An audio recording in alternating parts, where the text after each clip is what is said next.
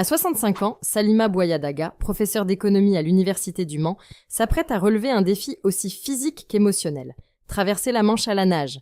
Prévue pour septembre 2026, cette épreuve d'endurance symbolise bien plus qu'un exploit sportif. C'est le parcours d'une femme marquée par l'exil, la résilience et l'engagement solidaire. Née en France mais élevée en Algérie, Salima a connu les heures sombres du pays durant la décennie noire. En 1991, elle fuit le terrorisme avec ses 2 filles pour s'installer en France. Loin de se laisser abattre, elle se reconstruit, reprend ses études, soutient une thèse en économie et intègre le corps enseignant à l'Université du Mans.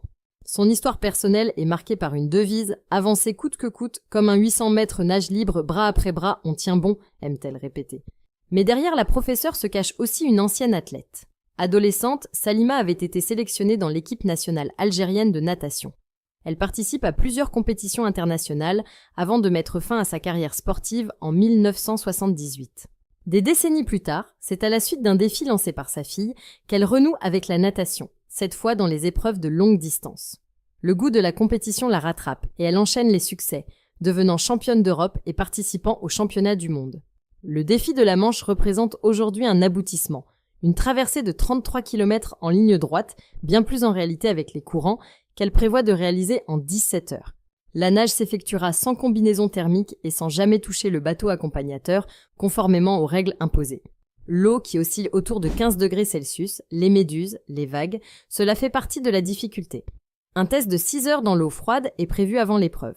Mais cette traversée est aussi un geste solidaire. Salima a décidé de la dédier à l'association France Parkinson en hommage à sa mère, décédée des suites de la maladie. Pour financer cette initiative, elle a lancé une collecte de fonds sur la plateforme Alvaroom, visant à réunir 15 000 €.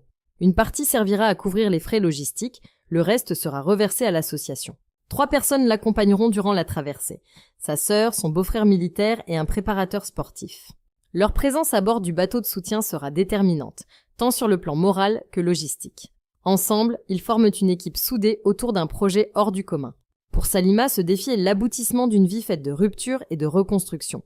Ce n'est pas seulement une traversée de la Manche, c'est une traversée symbolique, celle d'une vie de lutte, d'adaptation et de transmission. À 65 ans, elle montre qu'il n'est jamais trop tard pour transformer les blessures du passé en actes de courage et d'espoir. Si la vidéo d'aujourd'hui vous a plu, n'oubliez pas de vous abonner pour ne pas manquer nos prochaines vidéos.